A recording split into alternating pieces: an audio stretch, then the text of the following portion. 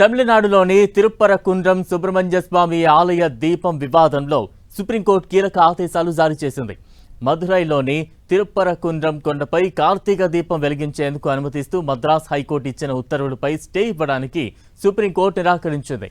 Madras high court ఇచ్చిన ఉత్తర్వులను సవాల్ చేస్తూ తమిళనాడు ప్రభుత్వం దాఖలు చేసిన పిటిషన్పై జస్టిస్ అరవింద్ కుమార్, జస్టిస్ విపుల్ పంచోలితో కూడిన ధర్మాసనం సోమవారం విచారణ జరిపింది.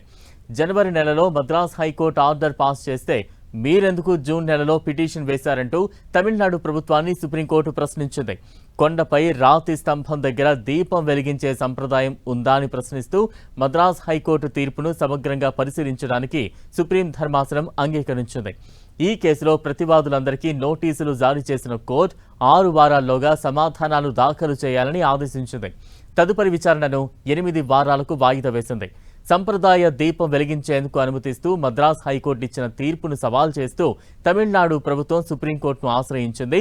ఎన్నికల ముందు మతపరమైన వివాదానికి కారణమైన ఈ దీపం సమస్యపై విజయ్ సర్కార్ జూన్ 11న సుప్రీంకోర్టులో పిటిషన్ దాఖలు చేసింది. మదురై బెంచ్ జనవరి 6న ఇచ్చిన తీర్పును వ్యతిరేకిస్తూ ఈ పిటిషన్ దాఖలు చేసింది.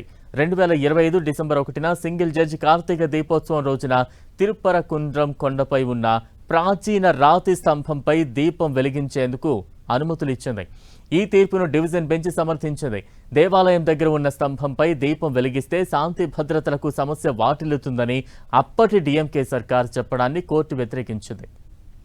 సుబ్రహ్మణ్య స్వామి ఆలయం ఉన్న కొండపైనే హజరత్ సుల్తాన్ సికిందన్ బదుషా అవులియా దర్గా ఉంది. దీనివల్ల ఆలయం దగ్గర దీపం వెలిగిస్తే మతపరమైన ఇబ్బందులు ఏర్పడి 2 వర్గాల మధ్య సామరస్యం దెబ్బతింటుందని అప్పటి డిఎంకే ప్రభుత్వం, ఆలయ యాజమాన్యం సింగిల్ జడ్జి బెంచ్ ఇచ్చిన తీర్పుపై అప్పీల్ చేశాయి. దీని తర్వాత దీపస్తంభం ఉన్న ప్రాంతం సుబ్రహ్మణ్య స్వామి ఆలయానిదే అని, ఈ విషయంలో వక్ఫ్ బోర్డుకు ఎలాంటి హక్కు లేదని హైకోర్టు స్పష్టం చేసింది. అయితే ఇప్పుడు హైకోర్టు తీర్పుపై విజయ్ సర్కార్ సుప్రీంకోర్టుకు వెళ్లింది.